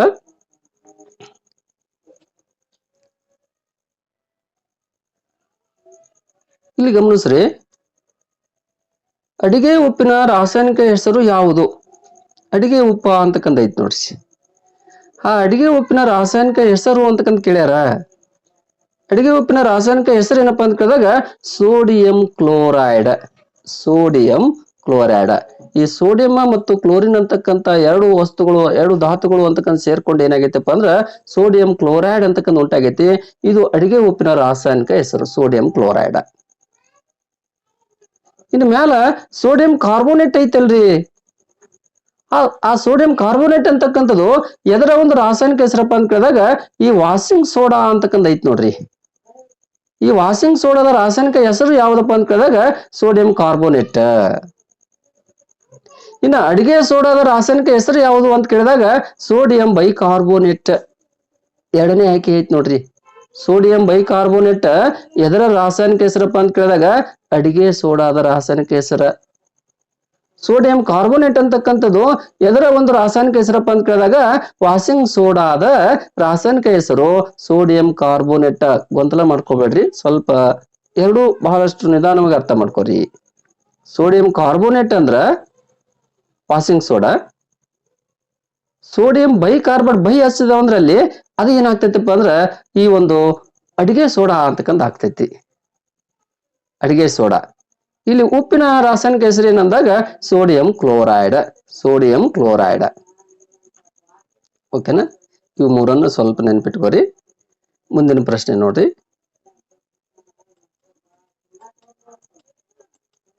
ಇಲ್ಲಿ ಗಮನಿಸ್ರಿ, ಏನ್ ಪ್ರಶ್ನೆ ಕೇಳ್ಯಾರಪ್ಪ ಅಂತ ಕೇಳಿದಾಗ ಲಿಂಬೆ ಹಣ್ಣಿನ ಆಮ್ಲ ಯಾವುದು? ನಿಂಬೆ ಹಣ್ಣಿನಲ್ಲಿರ್ತಕ್ಕಂಥ ಆಮ್ಲ ಆಸಿಡ್. ಲಿಂಬೆ ಹಣ್ಣಿನಲ್ಲಿರ್ತಕ್ಕಂಥ ಆಮ್ಲ ಯಾವ್ದಪ್ಪ ಅಂತ ಕೇಳಿದಾಗ ಅದಕ್ಕ ಉತ್ತರ ಏನೈತಿಪ್ಪ ಅಂದ್ರ ಈ ಸಿಟ್ರಿಕ್ ಆಮ್ಲ ಅಂತಕ್ಕಂಥದ್ದು. ಸಿಟ್ರೇಕ್ ಕನ್ನಡದ ಸ್ವಲ್ಪ ಬದಲಾವಣೆ ಆಗೈತಿ. ಸಿಟ್ರಿಕ್ ಆಮ್ಲ ಅಂತಕ್ಕಂಥದ್ದು ಲಿಂಬೆ ಹಣ್ಣಿನಲ್ಲಿರ್ತಕ್ಕಂತಹ ಸಿ ವಿಟಮಿನ್ ಅನ್ನು ಒಳಗೊಂಡಿರ್ತಕ್ಕಂಥದ್ದು ಈ ಒಂದು ಯಾವ್ದಪ್ಪ ಅಂದ್ರೆ ಸಿಟ್ರಿಕ್. ಲಿಂಬೆ ಹಣ್ಣಿನಲ್ಲಿರ್ತಕ್ಕಂಥ ಆಮ್ಲ ಯಾವ್ದಪ್ಪ ಅಂದ್ರೆ ಸಿಟ್ರಿಕ್ ಆಮ್ಲ. ಇನ್ನು ಅಕ್ಸಾಲಿಕ್ ಆಮ್ಲ ಅಂತಕ್ಕಂಥದ್ದು, ಅಕ್ಸಾಲಿಕ್ ಆಮ್ಲ ಅಂತಕ್ಕಂಥದ್ದು ಸಿಹಿ ಆಲೂಗಡ್ಡೆ ಅಂತಕ್ಕಂಥ ಇರ್ತಾವ ನೋಡ್ರಿ, ಅದರಲ್ಲಿರ್ತಕ್ಕಂಥ ಆಮ್ಲ ಅಕ್ಸಾಲಿಕ್ ಆಮ್ಲ. ಇನ್ನ ಟಾರ್ಟಾಟಿಕ್ ಆಮ್ಲ ಅಂತಕ್ಕಂಥದ್ದು ಎಲ್ಲಿರ್ತಾವಪ್ಪ ಅಂತ ಕೇಳಿದಾಗ ಈ ಟಾರ್ಟಾರ್ಲಿಕ್ ಅಂತಕ್ಕಂಥ ಆಮ್ಲ ಅಂತಕ್ಕಂಥದ್ದು ಸಾಮಾನ್ಯವಾಗಿ ಈ ಒಂದು ಸೇಬು ಹಣ್ಣ, ಚೆರ್ರಿ ಹಣ್ಣ ಇಂಥಗಳಲ್ಲಿ, ಹುಣಸೆ ಹಣ್ಣ ಇಂಥಗಳಲ್ಲಿ ಟಾರ್ಟಾರ್ಲಿಕ್ ಆಮ್ಲ ಅಂತಕ್ಕಂಥದ್ದು ಹೆಚ್ಚಾಗಿ ಕಂಡು ಬರ್ತೈತಿ. ಇನ್ನ ಅಕ್ರಾಬಿಕ್ ಆಮ್ಲ ಅಂತಕ್ಕಂಥದ್ದು ಎಸ್ಕಾರ್ಬಿಕ್ ಆಮ್ಲ ಅಂತಕ್ಕಂಥದ್ದು ಹೆಚ್ಚಾಗಿ ಎಲ್ಲಿ ಕಂಡು ಬರ್ತೈತಪ್ಪ ಅಂತ ಕೇಳಿದಾಗ ಎಲ್ಲಾ ರೀತಿಯ ಹಣ್ಣುಗಳು ಅಂತಕ್ಕಂಥವಲ್ಲ ಅದರಲ್ಲಿ ಆ ಒಂದು ಆಮ್ಲಗಳು ಅಂತಕ್ಕಂಥ ಕಂಡು ಬರ್ತೈತಿ. ಅಂದ್ರ ವಿಶೇಷವಾಗಿ ಲಿಂಬೆ ಹಣ್ಣಿನಲ್ಲಿ ಹೆಚ್ಚಾಗಿ ಕಂಡು ಬರ್ತಕ್ಕಂಥ ಆಮ್ಲ ಯಾವಪ್ಪ ಅಂತ ಕೇಳಿದಾಗ ಈ ಸಿಟ್ರಿಕ್ ಆಮ್ಲ ಅಂತಕ್ಕಂಥದ್ದು ಸ್ವಲ್ಪ ನೆನ್ಪಿಟ್ಕೋರಿ. ಸಿಟ್ರಿಕ್ ಆಮ್ಲ. ಮುಂದಿನ ಪ್ರಶ್ನೆ ನೋಡ್ರಿ, ಮಾನವನ ದೇಹದಲ್ಲಿರುವ ಅತಿ ಉದ್ದವಾದ ಮೂಳೆ ಯಾವುದು? ಮಾನವನ ದೇಹದಲ್ಲಿರುವ ಅತಿ ಉದ್ದವಾದ ಮೂಳೆ ಯಾವುದು ಅಂತಕ್ಕಂಥ ಪ್ರಶ್ನೆ ಐತಿ. ಇಲ್ಲಿ ಫೀಮರ್, ಸ್ಟೆಫಸ್, ಕಾರ್ಪಲ್ಸ್ ಯಾವುದೂ ಅಲ್ಲ ಅಂತಕ್ಕಂಥ ಆಯ್ಕೆಗಳನ್ನ ಕೊಟ್ಟಾರ. ಈ ಫೀಮರ್ ಅಂತಕ್ಕಂಥದ್ದು ಮಾನವನ ದೇಹದಲ್ಲಿರ್ತಕ್ಕಂಥ ಅತ್ಯಂತ ಉದ್ದವಾದ ಮೂಳೆ. ಅಂದ್ರೆ ಇದ್ರ ಬಗ್ಗೆ ಒಂದು ಸ್ವಲ್ಪ ಮಾಹಿತಿ ಹೇಳ್ತೀನಿ, ನೆನ್ಪಿಟ್ಕೋರಿ. ಇದ್ರ ಮೇಲೆ ಮತ್ತೆ ಯಾವ ರೀತಿ ಪ್ರಶ್ನೆಗಳು ಬರ್ಬೋದು. ಈ ಮೂಳೆಗಳು ಅಂತಕ್ಕಂಥ ಬಂದಾಗ ನೋಡ್ರಿ, ಇದ್ರ ಮೇಲೆ ಏನೇನ್ ರೀತಿ ಪ್ರಶ್ನೆ ಕೇಳಬಹುದು ಅಂತಕ್ಕಂಥ ಸ್ವಲ್ಪ ನೆನ್ಪಿಟ್ಕೋತವ್ರಿ. ಮೂಳೆಗಳ ಅಧ್ಯಯನಕ್ಕೆ ನಾವ್ ಏನೇನ್ ಕರಿತೀವಪ್ಪ ಅಂತ ಕೇಳಿದಾಗ ಆಸ್ಟಿಯೋಲಾಜಿ ಎನ್ನುವರು. ಮೂಳೆಗಳನ್ನ ಕುರಿತು ಅಧ್ಯಯನ ಮಾಡ್ತಕ್ಕಂಥದಕ್ಕೆ ಆಸ್ಟಿಯೋಲಾಜಿ ಅಂತ ಕರಿತೀವಿ. ಮಾನವನ ದೇಹದಲ್ಲಿ ಎಷ್ಟು ಮೂಳೆಗಳವು ಅಂತಕ್ಕಂಥ ಪ್ರಶ್ನೆ ಹಿಂದಿನ ಪ್ರಶ್ನೆ ಪತ್ರಿಕೆಯಲ್ಲಿ ಸಾಕಷ್ಟು ಬಾರಿ ಕೇಳ್ಯಾಣ. ಮಾನವನ ದೇಹದಲ್ಲಿ ಒಟ್ಟು ಎಷ್ಟು ಮೂಳೆಗಳದಾವಪ್ಪ ಅಂತ ಕೇಳಿದಾಗ 206 ಅಂತಕ್ಕಂಥ ಮೂಳೆಗಳು ಅಂತಕ್ಕಂಥ ನಮ್ಮ ಮಾನವನ ಶರೀರದಲ್ಲಿ ಕಂಡು ಬರ್ತಕ್ಕಂಥ ಮೂಳೆಗಳ ಸಂಖ್ಯೆ ಇದು. ಇದನ್ನ ಸ್ವಲ್ಪ ನೆನ್ಪಿಟ್ಕೋರಿ.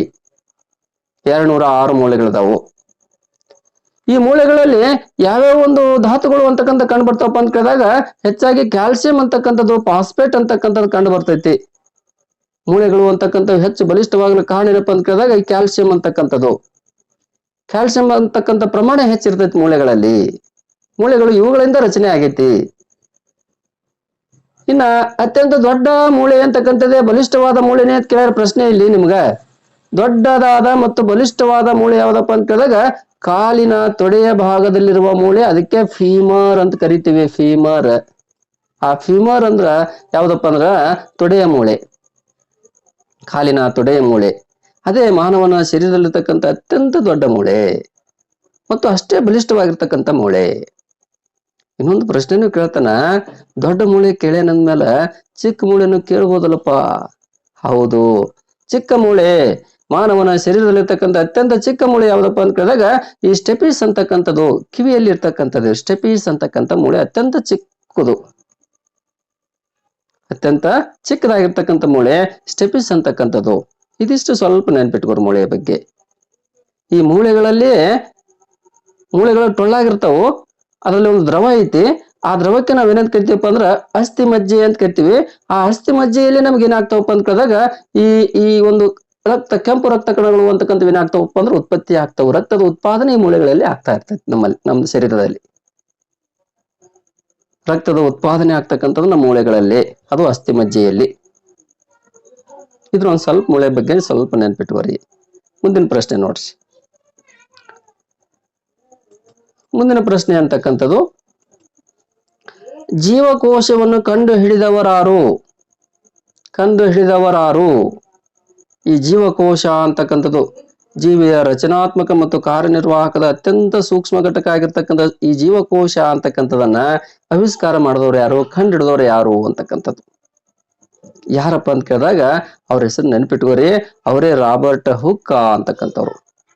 ರಾಬರ್ಟ್ ಹುಕ್ ಅಂತಕ್ಕಂಥ ವಿಜ್ಞಾನಿ ಏನ್ ಮಾಡ್ತಾರಪ್ಪ ಅಂತ ಕೇಳಿದಾಗ ಮೊಟ್ಟ ಮೊದಲ ಬಾರಿಗೆ ಈ ಜೀವಕೋಶ ಐತಿ, ಜೀವಕೋಶಗಳಿಂದ ನಾವೆಲ್ಲ ಆಗಿವೆ, ಜೀವಕೋಶಗಳಿಂದ ಎಲ್ಲ ಬಹುಕೋಶ ಜೀವಿಗಳು ಉತ್ಪತ್ತಿ ಆಗೇ ಒಂದು ಅನ್ನುವ ಮಾಹಿತಿಯನ್ನ ಇವ್ರು ಮೊಟ್ಟ ಮೊದಲ ಬಾರಿಗೆ ನಮ್ಗೆ ಕೊಡ್ತಾರೆ. ಯಾರು? ರಾಬರ್ಟ್ ಹುಕ್ ಅಂತಕ್ಕಂಥವ್ರು. ಮುಂದಿನ ಪ್ರಶ್ನೆ ನೋಡ್ರಿ. ಓಕೆ, ಮುಂದಿನ ಪ್ರಶ್ನೆಯಲ್ಲಿ ಗಮನಿಸ್ತಾ ಬರ್ರಿ. ಸಾಂದ್ರತೆಯ ಅಂತಾರಾಷ್ಟ್ರೀಯ ಏಕಮಾನ ಅಂತ ಕೇಳ್ಯಾರ.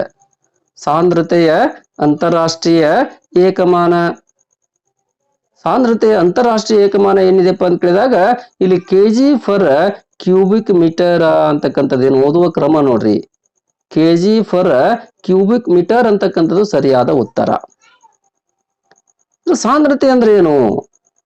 ಸಾಂದ್ರತೆ ಅಂದ್ರೆ ಏನಪ್ಪಾ ಅಂತ ಕೇಳಿದಾಗ ಒಂದು ಏಕಮಾನ ಗಾತ್ರದಲ್ಲಿರುವ ಒಂದು ವಸ್ತುವಿನ ಏಕಮಾನ ಗಾತ್ರದಲ್ಲಿರುವ ದ್ರವ್ಯರಾಶಿಗೆ ಅದರ ಸಾಂದ್ರತೆ ಎಂದು ಕರೆಯುತ್ತೇವೆ.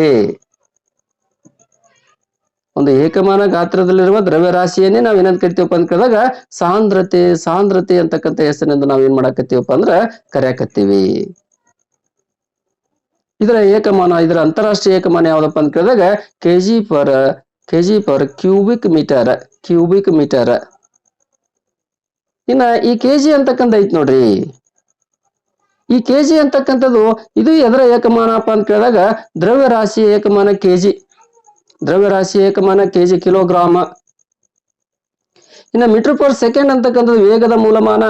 ವೇಗ ಅಂತಕ್ಕಂಥದನ್ನ ಹೇಳ್ಬೇಕಾದ್ರೆ ನಾವ್ ಎದ್ರಾಗ ಹೇಳ್ತೀವಪ್ಪ ಅಂದ್ರೆ metre per second kilometre per ಗಂಟೆ ಅಂತಕ್ಕಂಥ ವೇಗದಲ್ಲಿ ಹೇಳ್ತೀವಿ.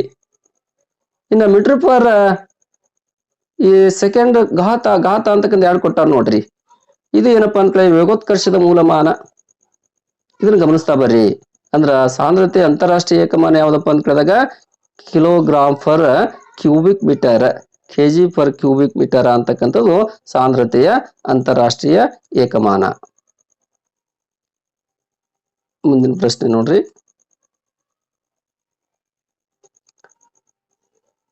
ಏನೈತಿ ಮುಂದಿನ ಪ್ರಶ್ನೆ ನೋಡ್ರಿ. ಆಗಲೇ ಇದ್ರ ಬಗ್ಗೆ ಚರ್ಚನೆ ಮಾಡೀನಿ, ಮುಂದೆ ಅದು ಪ್ರಶ್ನೆ ಬಂದೈತಿ ನೋಡ್ರಿ. ಸೌರಮಂಡಲದಲ್ಲಿ ಎಷ್ಟು ಗ್ರಹಗಳಿವೆ? ಸೌರಮಂಡಲದಲ್ಲಿ ಎಷ್ಟು ಗ್ರಹಗಳದಾವಪ್ಪ ಅಂತ ಕೇಳಿದಾಗ ಇಲ್ಲಿ 8 ಗ್ರಹಗಳು ಅಂತಕ್ಕಂಥವದವು. ಆಗಲೇ ನಿಮ್ಗೆ ತಿಳಿಸ್ತಾ ಬಂದೆ ಏನೇನ್ ಪ್ರಶ್ನೆ ಕೇಳ್ಬೋದು. ಇದೇ ಪ್ರಶ್ನೆ ಪತ್ರಿಕೆಯಲ್ಲಿ ಇನ್ನೊಂದು ಪ್ರಶ್ನೆ ಬಂದೈತಿ ನೋಡಿ, ಅದ್ರ ಮೇಲೇನೆ 8 ಗ್ರಹಗಳು ಅಂತಕ್ಕಂಥವದವು. ಆ 8 ಗ್ರಹಗಳ ಹೆಸರು ಹೇಳಿದೆ. ಯಾವ್ಯಾವ 8 ಗ್ರಹಗಳನ್ನು ಮತ್ತೊಮ್ಮೆ ನೆನಪು ಮಾಡ್ತೀನಿ ನೋಡ್ರಿ. ಬುಧ, ಶುಕ್ರ, ಭೂಮಿ, ಮಂಗಳ, ಗುರು, ಶನಿ, ಯುರೇನಸ್, ನೆಪ್ಚೂನ್ ಅಂತಕ್ಕಂಥ 8 ಗ್ರಹಗಳು ಅಂತಕ್ಕಂಥವದು ಸೌರಮಂಡಲದಲ್ಲಿ. ಇಲ್ಲಿ 8ನೇ ಗ್ರಹ ಯಾವ್ದಪ್ಪ ಅಂತ ಸೂರ್ಯನಿಂದ ನೆಪ್ಚೂನ್ ಅಂತಕ್ಕಂಥದ್ದು. ಸೂರ್ಯನಿಗೆ ಅತ್ಯಂತ ಸಮೀಪವಾಗಿರ್ತಕ್ಕಂಥ ಗ್ರಹ ಯಾವ್ದಂತ ಕೇಳಿದಾಗ ಬುಧ ಅಂತಕ್ಕಂಥದ್ದು. ಅತ್ಯಂತ ಸೌರವ್ಯೂಹದಲ್ಲಿ ಅತ್ಯಂತ ಸುಂದರವಾದ ಗ್ರಹ ಯಾವ್ದಪ್ಪ ಅಂತ ಕೇಳಿದಾಗ ಶನಿ ಅಂತಕ್ಕಂಥದ್ದು.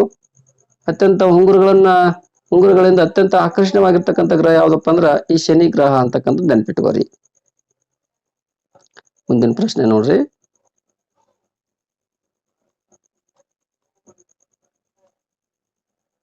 ಸಸ್ಯದ ಯಾವ ಭಾಗವು ದ್ಯುತಿ ಸಂಶ್ಲೇಷಣೆ ಕ್ರಿಯೆಗೆ ಸಹಾಯಕವಾಗಿದೆ?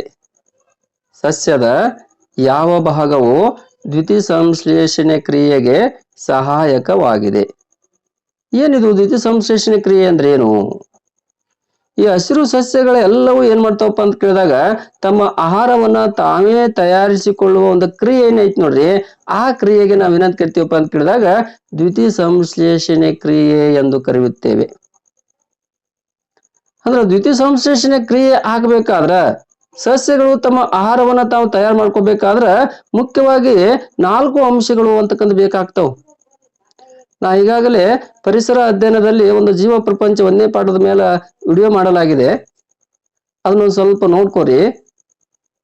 ಆ ಜೀವ ಪ್ರಪಂಚದಲ್ಲಿ ಪಾಠದಲ್ಲಿ ಈ ಹಸಿರು ಸಸ್ಯಗಳು ತಮ್ಮ ಆಹಾರವನ್ನು ತಾವೇ ತಯಾರು ಮಾಡ್ಕೊಳ್ತಾವೋ, ಆ ತಯಾರು ಮಾಡ್ಕೋಬೇಕಾದ್ರೆ ಮುಖ್ಯವಾಗಿ 4 ಅಂಶಗಳು ಬೇಕು ಅಂತಕ್ಕಂಥದನ್ನ ಆ ವಿಡಿಯೋದಲ್ಲಿ ಮಾಹಿತಿಯನ್ನು ಕೊಡಲಾಗಿದೆ ಈಗಾಗಲೇ. ಯಾವ್ಯಾವ 4 ಅಂಶಗಳು ಮತ್ತೊಮ್ಮೆ ನೆನಪು ಮಾಡ್ತೀನಿ ನೋಡ್ರಿ ನಿಮ್ಗೆ. ಒಂದು ಸೌರ ಶಕ್ತಿ ಅಂತಕ್ಕಂಥದ್ದು, ಕಾರ್ಬನ್ ಡೈಆಕ್ಸೈಡ್ ಅಂತಕ್ಕಂಥದ್ದು, ಪತ್ರ ಹರಿತು ಅಂತಕ್ಕಂಥದ್ದು, ಮಣ್ಣು ಅಂತಕ್ಕಂಥದ್ದು. 4 ಅಂಶಗಳು ಮುಖ್ಯವಾಗಿ ಬೇಕು ಅವಕ್ಕೆ ತಮ್ಮ ಸಸ್ಯಗಳು ತಮ್ಮ ಆಹಾರವನ್ನು ತಯಾರು ಮಾಡ್ಕೋಬೇಕಾದ್ರೆ. ಇಲ್ಲಿ ಸೌರಶಕ್ತಿ ಅಂತಕ್ಕಂಥ ಸೂರ್ಯನಿಂದ ಬರ್ತೈತಿ, ಕಾರ್ಬನ್ ಡೈಆಕ್ಸೈಡ್ ಅಂತಕ್ಕಂಥ ವಾತಾವರಣದಾಗ ಇರ್ತೈತಿ ತಗೋತೈತಿ. ಇನ್ನ ಪತ್ರ ಹರಿತು ಅಂತ ಹೇಳಿದ್ ನೋಡ್ರಿ, ಆ ಪತ್ರ ಹರಿತು ಅಂತಕ್ಕಂಥ ಸಸ್ಯದ ಯಾವ ಭಾಗದಲ್ಲಿ ಕಂಡು ಬರ್ತೈತಪ್ಪ ಅಂತ ಕೇಳಿದಾಗ ಈ ಎಲೆಗಳಲ್ಲಿ ಕಂಡು ಬರ್ತಕ್ಕಂಥದ್ದೇ ಪತ್ರ ಹರಿತು. ಇದಿಲ್ಲ ಅಂದ್ರ ಸಸ್ಯಗಳು ದ್ಯುತಿ ಸಂಶ್ಲೇಷಣೆ ಕ್ರಿಯೆ ಮಾಡಕ್ ಸಾಧ್ಯ ಇಲ್ಲ, ತಮ್ಮ ಆಹಾರವನ್ನ ತಾವು ತಯಾರು ಮಾಡ್ಕೊಳಕ್ ಸಾಧ್ಯ ಇಲ್ಲ. ಅದಕ್ಕಾಗಿ ಸಸ್ಯದ ಆಹಾರದ ಅಡಿಗೆ ಮನೆ ಅಂತ ಕರಿತೀವಿ ಅದನ್ನ. ಈ ಎಲೆಗಳ ಮೂಲಕವಾಗಿ ಉಸಿರಾಟ ಕ್ರಿಯೆ ಮಾಡ್ತಾವು. ಈ ಪತ್ರ ರಂಧ್ರಗಳ ಮೂಲಕವಾಗಿ ಉಸಿರಾಟ ಕ್ರಿಯೆ ಮಾಡ್ತಾವು. ಆಹಾರ ಅಂತಕ್ಕಂಥದ್ದು ಸಹ ಆ ಎಲೆಗಳಲ್ಲಿ ಇರ್ತಕ್ಕಂಥ ಪತ್ರ ಹರಿತದ ಸಹಾಯದಿಂದಲೇ ಆಹಾರ ಅಂತಕ್ಕಂಥದ್ದು ಏನಾಗ್ತೈತಿಪ್ಪ ಸಸ್ಯದಲ್ಲಿ ತಯಾರಾಗ್ತೈತಿ. ಅಂದ್ರ ಇದಕ್ಕ ಉತ್ತರ ಯಾವ್ದಪ್ಪ ಅಂತ ಕೇಳಿದಾಗ ಎಲೆ ಅಂತಕ್ಕಂಥದ್ದು ಇದಕ್ಕ ಸರಿಯಾದ ಉತ್ತರ ಆಗ್ತೈತಿ. ಇನ್ನು ಬೇರು ಅಂತಕ್ಕಂಥ ಏನ್ ಮಾಡ್ತೈತಿಪ್ಪ ಅಂದ್ರ ಆ ಮಣ್ಣಿನಲ್ಲಿ ಇರ್ತಕ್ಕಂಥ ನೀರು, ಲವಣ, ಖನಿಜಾಂಶಗಳನ್ನ ಹೀರ್ಕೊಳ್ತೈತಿ. ಬೇರಿನ ಕೆಲಸ ಇದು. ಈ ಹೂ ಅಂತಕ್ಕಂಥದ್ದು ಆ ಸಸ್ಯದ ಒಂದು ಸಂತಾನೋತ್ಪತ್ತಿಗೆ ಸಹಾಯ ಮಾಡ್ತಕ್ಕಂಥದ್ದು. ಯಾವುದು? ಈ ಹೂವು ಅಂತಕ್ಕಂಥದ್ದು. ಈ ಕಾಂಡ ಮೂಲಕ, ಕಾಂಡ ಅಂತಕ್ಕಂಥ ಇದಕ್ಕೆ ಸಹಾಯ ಮಾಡ್ತೈತಪ್ಪ ಅಂತ ಕೇಳಿದಾಗ ಸಸ್ಯದಲ್ಲಿ ಉತ್ಪತ್ತಿ ಆಗಿರ್ತಕ್ಕಂತಹ ಆಹಾರವನ್ನ ಯಾವ ಸಸ್ಯದ ಯಾವ ಅಂಗಕ್ಕೆ ಅವಶ್ಯಕವಾಗಿದೆ ಅದಕ್ಕೆ ತಲುಪಿಸ್ತಕ್ಕಂಥದ್ದು ಈ ಫ್ಲೋಯಂ ಮತ್ತು ಸ್ಕೈಲಮ್ ಅಂತಕ್ಕಂಥ ಅಂಗಾಂಶಗಳನ್ನು ಒಳಗೊಂಡಿರ್ತೈತಿ ಕಾಂಡ. ಆ ಅಂಗಾಂಶಗಳ ಮೂಲಕವಾಗಿ ಈ ಎಲೆಗಳಲ್ಲಿ ತಯಾರಾಗಿರ್ತಕ್ಕಂಥ ಆಹಾರವನ್ನು ಸರಬರಾಜು ಮಾಡ್ತಕ್ಕಂಥ ಕೆಲಸ ಆಗ್ತೈತಿ. ಬೇರಿನ ಮೂಲಕವಾಗಿ ಹೀರಿಕೊಂಡಿರ್ತಕ್ಕಂಥ ನೀರನ್ನ ಸರಬರಾಜು ಮಾಡ್ತಕ್ಕಂಥದ್ದು ಸ್ಕೈಲಮ್ ಅಂತಕ್ಕಂಥ ಅಂಗಾಂಶ. ಈ ಫ್ಲೋಯಂ ಅಂತಕ್ಕಂಥ ಅಂಗಾಂಶ ಏನ್ ಮಾಡ್ತೈತಪ್ಪ ಅಂದ್ರ ಆಹಾರವನ್ನ ಯಾವ್ದಕ್ ಬೇಕಾಗೈತಿ, ಸಸ್ಯದ ಯಾವ ಭಾಗಕ್ಕೆ ಅವಶ್ಯ ಐತಿ ಆ ಭಾಗಕ್ಕೆ ತಲುಪಿಸ್ತಕ್ಕಂಥ ಕೆಲಸ ಫ್ಲೋಯಂ ಅಂತಕ್ಕಂಥ ಅಂಗಾಂಶ ಮಾಡಿದ್ರ, ನೀರಿನ ಅವಶ್ಯಕತೆ ಯಾವ್ದೈತಿ ಅದನ್ನು ಪೂರೈಕೆ ಮಾಡ್ತಕ್ಕಂಥ ಅಂಗಾಂಶ ಯಾವ್ದಪ್ಪ ಅಂತ ಕೇಳಿದಾಗ ಸ್ಕೈಲಮ್ ಅಂತಕ್ಕಂಥ ಅಂಗಾಂಶ ಮಾಡ್ತೈತಿ. ಅಂದ್ರೆ ಇಲ್ಲಿ ಗಮನಿಸ್ರಿ, ಸಸ್ಯದ ಯಾವ ಭಾಗವು ದ್ವಿತೀಯ ಸಂಶ್ಲೇಷಣೆ ಕ್ರಿಯೆಗೆ ಸಹಾಯಕವಾಗಿದೆ ಅಂದ್ರ ಎಲೆ ಅಂತಕ್ಕಂಥದ್ದು. 4 ಅಂಶಗಳು ಬೇಕು ನಮಗ. ಅದ್ರಾಗ ಒಂದು ಅಂಶ ಅಷ್ಟೇ, ಅದು ನೇರವಾಗಿ ಕೇಳಿಲ್ಲ ಪ್ರಶ್ನೆ, ಪರೋಕ್ಷವಾಗಿ ಐತಿ. ಪತ್ರ ಹರಿತು ಅಂತ ಕೊಟ್ಟಿಲ್ಲ. ಆದ್ರೆ ಪತ್ರ ಹರಿತು ಎಲ್ಲಿ ಕಂಡು ಬರ್ತೈತಿ? ಸಸ್ಯದಾಗ ಎಲೆಗಳಲ್ಲಿ ಕಂಡು ಬರ್ತೈತಿ. ಅದಕ್ಕಾಗಿ ನೋಡ್ರಿ, ಸ್ವಲ್ಪ ಓದ್ಕೊಂಡಿದ್ರ ಹಿಂದಿನ ಸ್ವಲ್ಪ ಜ್ಞಾನ ಇತ್ತಂದ್ರ ನೀವು ಆಯ್ಕೆಗಳನ್ನ ನೋಡಿ ಉತ್ತರವನ್ನ ಹುಡುಕಾಡಕ್ ಸಾಧ್ಯ ಐತಿ. ಹೆಚ್ಚಿನ ಅಂಕಗಳನ್ನು ಪಡೆದುಕೊಳ್ಳಲು ಸಾಧ್ಯ ಐತಿ. ಎಲ್ಲರೂ ಗಮನಿಸ್ರಿ. ನೋಡ್ರಿ, ಮುಂದಿನ ಪ್ರಶ್ನೆ ಏನೈತಿ? ಮುಂದಿನ ಪ್ರಶ್ನೆ, ನೀರಿನ ಕುದಿ ಬಿಂದು ಡ್ಯಾಶ್ ಸೆಲ್ಸಿಯಸ್. ಅದು ಸೆಲ್ಸಿಯಸ್. ನೀರಿನ ಕುದಿ ಬಿಂದು, ನೀರು ಯಾವ ಒಂದು ತಾಪಮಟ್ಟದಲ್ಲಿ ಕುದಿಯಲು ಪ್ರಾರಂಭ ಆಗ್ತೈತಿ ಅನ್ನೋ ಪ್ರಶ್ನೆ ಇದು. ಯಾವ ಒಂದು ತಾಪಮಟ್ಟದಲ್ಲಿ ನೀರು ಕುದಿಯಲು ಪ್ರಾರಂಭ ಆಗ್ತೈತಪ್ಪ ಅಂದ್ರ ಅದು 100 ಡಿಗ್ರಿ ಸೆಲ್ಸಿಯಸ್ ಅಂತಕ್ಕಂಥ ನೀರಿನಲ್ಲಿ ಉಷ್ಣಾಂಶ ಬತ್ತಪ್ಪ ಅಂದ್ರ, ತಾಪ ಬತ್ತಪ್ಪ ಅಂದ್ರ ಅದು ಕುದಿಯಲು ಪ್ರಾರಂಭ ಆಗ್ತೈತಿ. 100 ಡಿಗ್ರಿ ಸೆಲ್ಸಿಯಸ್ ತಾಪಕ್ಕಿಂತ ನೀರಿನಾಗ ಹೆಚ್ಚಾಗುವುದಿಲ್ಲ. ನಾವು 100 ಡಿಗ್ರಿ ಸೆಲ್ಸಿಯಸ್ ಆದ್ರೂ ನಂತರ ನಾವು ಉಷ್ಣ ಕೊಟ್ಟಿವಿ ಅಂತ ತಿಳ್ಕೊರಿ ನೀರಿಗೆ. ಆ ಉಷ್ಣ ಎದಕ್ ಬಳಕೆ ಆಗ್ತೈತಪ್ಪ ಅಂದ್ರ ನೀರು ಆವಿಯಾಗಲು ಬಳಕೆ ಆಗ್ತಾ ಹೋಗ್ತೈತಿ. ಅದು ಆವಿಕರಣ ಆಗ್ತೈತಿ. ಅವಾಗ 100 ಡಿಗ್ರಿ ಸೆಲ್ಸಿಯಸ್ ಬತ್ತ ಅದು ಕುದಿಯಾಕ ಪ್ರಾರಂಭ ಆಗೇ ಬಿಡ್ತೈತಿ ನೀರ. ನೀವು ಮನ್ಯಾಗ ಅನ್ನ ಮಾಡಕ್ ಇಟ್ಟಿರ್ತೀರಿ, ನೀರ್ ಹಾಕಿ ಇಟ್ಟಿರ್ತೀರಿ, ನೀರು ಒದಾಡಕ್ ಪ್ರಾರಂಭ ಆಯ್ತಂದ್ರ ಅಲ್ಲಿ ಎಷ್ಟು ತಾಪ ಐತಪ್ಪ ಅಂತ ತಿಳ್ಕೊಂಡ್ಬಿಡ್ಬೇಕು ನೀವು. ಒಂದು 100 ಡಿಗ್ರಿ ಸೆಲ್ಸಿಯಸ್ ತಾಪ ಐತಿ ಅದ್ರಾಗ. ಇನ್ನೊಂದು ಪ್ರಶ್ನೆನೂ ಕೇಳ್ತಾನೆ ಇದ್ರ ಮ್ಯಾಲ, ಏನಂತಂದಾಗ ನೀರಿನ ಘನೀಕರಣ ಬಿಂದು ಯಾವುದು? ಘನೀಕರಣ ಅಂದ್ರ ನೀರು ಯಾವ ತಾಪಮಟ್ಟದಲ್ಲಿ ಅಥವಾ ಯಾವ ಡಿಗ್ರಿ ಸೆಲ್ಸಿಯಸ್ ನಲ್ಲಿ ಮಂಜುಗಡ್ಡೆ ಆಗುತ್ತದೆ, ಘನಸ್ಥಿತಿಗೆ ಬರ್ತೈತಿ. ಘನೀಕರಣ ಬಿಂದು ಅಂತ ಕರಿತೀವಿ ಅದನ್ನ. ನೀರು ಯಾವ ಉಷ್ಣತೆಯಲ್ಲಿ ಘನೀಕರಣ ಆಗ್ತೈತಪ್ಪ ಅಂದ್ರ ಅದು 0 ಡಿಗ್ರಿ ಸೆಲ್ಸಿಯಸ್ ಅಂತಕ್ಕಂಥ ಉಷ್ಣಾಂಶದಲ್ಲಿ ಅದೇನಾಗ್ತಪ್ಪ ಅಂದ್ರ ಮಂಜುಗಡ್ಡೆ ಆಗ್ತೈತಿ ಅಥವಾ ಘನಸ್ಥಿತಿಗೆ ಬರ್ತೈತಿ ನೀರು. 0 ಡಿಗ್ರಿ ಸೆಲ್ಸಿಯಸ್. ಇದನ್ನ ನೆನಪಿಟ್ಕೋರಿ. 0 ಡಿಗ್ರಿ ಸೆಲ್ಸಿಯಸ್ ನೀರಿನ ಘನೀಕರಣ ಬಿಂದು, ನೀರಿನ ಕುದಿ ಬಿಂದು ಅಂತಕ್ಕಂಥದ್ದು 100 ಡಿಗ್ರಿ ಸೆಲ್ಸಿಯಸ್ ಅಂತಕ್ಕಂಥದ್ದು. ಎರಡನ್ನ ನೆನಪಿಟ್ಕೋರಿ. ಮುಂದಿನ ಪ್ರಶ್ನೆಗೆ ಹೋಗ್ತೀನಿ ನೋಡ್ರಿ. ಮುಂದಿನ ಪ್ರಶ್ನೆ ಏನೈತಪ್ಪ ಅಂತ ಕೇಳಿದಾಗ ಓಝೋನಿನ ಅಣುಸೂತ್ರ ಏನು? ಓಝೋನ್ ಅಂತಕ್ಕಂಥ ಪದ ಸ್ವಲ್ಪ ಗಮನಿಸ್ರಿ. ನಮ್ಮ ಭೂಮಿಯ ಸುತ್ತಲೂ ಒಂದು ರಕ್ಷಣಾ ಕೊಡೆಯಂತೆ ಈ ಓಝೋನ್ ಪದರು ಅಂತಕ್ಕಂಥದ್ದು ಐತಿ. ಆ ಓಝೋನ್ ಪದರೇ ನಮ್ಗೆ ಏನ್ ಮಾಡಕತ್ತೈತಪ್ಪ ಅಂದ್ರ ಸೂರ್ಯನಿಂದ ಬರ್ತಕ್ಕಂಥ ಭಯಾನಕ ವಿಕಿರಣಗಳನ್ನ ಹೀರ್ಕೊಂಡು ನಮಗ ಈ ಅಪಾಯ ಆಗದ ರೀತಿಯಲ್ಲಿ ನಮ್ಗ ಈ ಓಝೋನ್ ಪದರು ಅಂತಕ್ಕಂಥದ್ದು ಈ ಭೂಮಿ ಮೇಲೆ ಇರ್ತಕ್ಕಂಥ ಎಲ್ಲ ಜೀವಿಗಳನ್ನ ರಕ್ಷಣೆ ಮಾಡ್ತಕ್ಕಂಥ ಕೆಲಸವನ್ನ ಈ ಓಝೋನ್ ಪದರು ಅಂತಕ್ಕಂಥ ಮಾಡ್ತಾ ಇದೆ. ಈ ಓಝೋನಿನ ಅಣುಸೂತ್ರ ಏನಪ್ಪಾ ಅಂತ ಕೇಳಿದಾಗ O3 ಅಂತಕ್ಕಂಥದ್ದು. O3 ಅಂದ್ರೆ ಏನಪ್ಪಾ ಅಂತ ಕೇಳಿದಾಗ ಓಝೋನಿನ ಅಣುವಿನಲ್ಲಿ 3 ಆಕ್ಸಿಜನಿನ ಪರಮಾಣುಗಳು ಸೇರ್ಕೊಂಡು ಒಂದು ಅಣು ಉತ್ಪತ್ತಿ ಆಗಿರ್ತೈತಿ. ಓಝೋನಿನ ಅಣು ಅಂತಕ್ಕಂಥದ್ದು ಅಂತ ಅರ್ಥ ಇದು. ಆಕ್ಸಿಜನ್ ಅಂತಕ್ಕಂಥ ಒಂದು ಅಣುವನ್ನು ತೆಗೆದುಕೊಂಡಾಗ ಅದ್ರಾಗ ಎಷ್ಟಿರ್ತಪ್ಪ ಅಂದ್ರ ಆಕ್ಸಿಜನ್ ಪರಮಾಣುಗಳು 2 ಆಕ್ಸಿಜನ್ ಪರಮಾಣುಗಳು ಸೇರಿ ಒಂದು ಆಕ್ಸಿಜನ್ ಅಣು ಅಂತಕ್ಕಂಥ ಉಂಟಾಗಿರ್ತೈತಿ. ಅದಕ್ಕ ಇಲ್ಲಿ ಓಜೋನಿನ ಅಣುಸೂತ್ರ ಯಾವ್ದಪ್ಪ ಅಂತ ಕೇಳಿದಾಗ O3 ಅಂತಕ್ಕಂಥದನ್ನ ನೆನಪಿಟ್ಟುಕೊಳ್ರಿ. O3 ಅರ್ಥ ಏನಪ್ಪಾ ಅಂತ ಕೇಳಿದಾಗ ಆಕ್ಸಿಜನಿನ 3 ಪರಮಾಣುಗಳು ಅಂತಕ್ಕಂಥ ಸೇರಿಕೊಂಡು ಓಜೋನಿನ ಒಂದು ಅಣು ಅಂತಕ್ಕಂಥದ್ದು ಉತ್ಪತ್ತಿಯಾಗಿದೆ ಎಂದರ್ಥ. ಇದನ್ನ ಗಮನದಾಗ ತೋರಿ. ಓಕೆನಾ? ಮುಂದಕ್ಕೆ ನಾನು ಮುಂದಿನ ಪ್ರಶ್ನೆ ನೋಡ್ರಿ. ಏನಾಯ್ತು ಮುಂದಿನ ಪ್ರಶ್ನೆ? ಇದು ಅತ್ಯಂತ ಪ್ರಸಿದ್ಧವಾಗಿರ್ತಕ್ಕಂಥ ಪ್ರಶ್ನೆನೇ, ಎಲ್ಲಾ ಪ್ರಶ್ನೆ ಪತ್ರಿಕೆಯಲ್ಲಿ ಕೇಳಿರ್ತಕ್ಕಂಥ ಪ್ರಶ್ನೆನೇ ಐತಿ ನೋಡ್ರಿ. ವಿಶ್ವ ಪರಿಸರ ದಿನಾಚರಣೆ ಯಾವಾಗ ಆಚರಿಸಲಾಗುವುದು? ವಿಶ್ವ ಪರಿಸರ ದಿನಾಚರಣೆಯನ್ನ ಪ್ರತಿ ವರ್ಷ ನಾವು ಯಾವಾಗ ಆಚರಣೆ ಮಾಡ್ತೀವಪ್ಪ ಅಂದ್ರ ಜೂನ್ 5ರಂದು ನಾವ್ ಏನ್ ಮಾಡ್ತೀವಪ್ಪ ಅಂದ್ರ ವಿಶ್ವ ಪರಿಸರ ದಿನಾಚರಣೆಯನ್ನ ನಾವು ಆಚರಣೆ ಮಾಡ್ತಾ ಬಂದೀವಿ. ಎಷ್ಟಾಗಿದು? ಜೂನ್ 5ನೇ ತಾರೀಕು ಅಂತಕ್ಕಂಥದನ್ನ ನೆನ್ಪಿಟ್ಕೋರಿ. ಇದು ವಿಶ್ವ ಪರಿಸರ ದಿನಾಚರಣೆ ದಿನ. ಮುಂದಿನ ಪ್ರಶ್ನೆ ಗಮನಿಸ್ರಿ. ತಂಬಾಕಿನಲ್ಲಿರುವ ವಿಷ ಪದಾರ್ಥ ಯಾವುದು? ತಂಬಾಕಿನಲ್ಲಿರುವ ವಿಷ ಪದಾರ್ಥ ಯಾವ್ದಪ್ಪ ಅಂತ ಕೇಳಿದಾಗ ಈ ನಿಕೋಟಿನ್ ಅಂತಕ್ಕಂಥದ್ದು ಏನೈತಿ ನೋಡ್ರಿ. ಈ ನಿಕೋಟಿನ್ ಅಂತಕ್ಕಂಥದ್ದು ವಿಷಪೂರಿತವಾಗಿರ್ತಕ್ಕಂಥದ್ದು. ಆದ್ರೂ ಜನರು ಏನ್ ಮಾಡ್ತಾರಪ್ಪ ಅಂದ್ರ ಆ ತಂಬಾಕಿನ ಚಟಕ್ ಬಿದ್ದು ತಂಬಾಕನ್ ತಿಂತಾ ಇರ್ತಾರ. ನಾವ್ ಎಷ್ಟು ಹೇಳಿದ್ರು ಕೇಳೋದಿಲ್ಲ ಅವರು. ಆದ್ರ ವಿಷ ಐತಿ ಅನ್ನೋದು ಅವ್ರಿಗೆ ಮನದಟ್ಟಾಗಿರ್ತೈತಿ, ಆದ್ರೂ ಬಿಡುದಿಲ್ಲ. ಅಂದ್ರೆ ವಿಷ ಐತಿ, ಆ ವಿಷಪೂರಿತವಾಗಿರ್ತಕ್ಕಂಥ ಅಂಶ ಯಾವ್ದಪ್ಪ ಅಂದ್ರ ಈ ನಿಕೋಟಿನ್ ಅಂತಕ್ಕಂಥದನ್ನ ಸ್ವಲ್ಪ ನೆನಪಿಟ್ಕೋರಿ. ತಂಬಾಕಿನಲ್ಲಿರ್ತಕ್ಕಂಥ ವಿಷಪೂರಿತ ವಸ್ತು ಯಾವ್ದಪ್ಪ ಅಂದ್ರೆ ನಿಕೋಟಿನ್ ಅಂತಕ್ಕಂಥದ್ದು. ಇನ್ನ ಈ ಒಂದು 20 ಪ್ರಶ್ನೆಗಳಲ್ಲಿ ಕೊನೆಯ ಪ್ರಶ್ನೆ ಬರ್ತಾ ಇದೆ ನೋಡಿ, ಗಮನಿಸ್ರಿ. ಏನೈತಿ?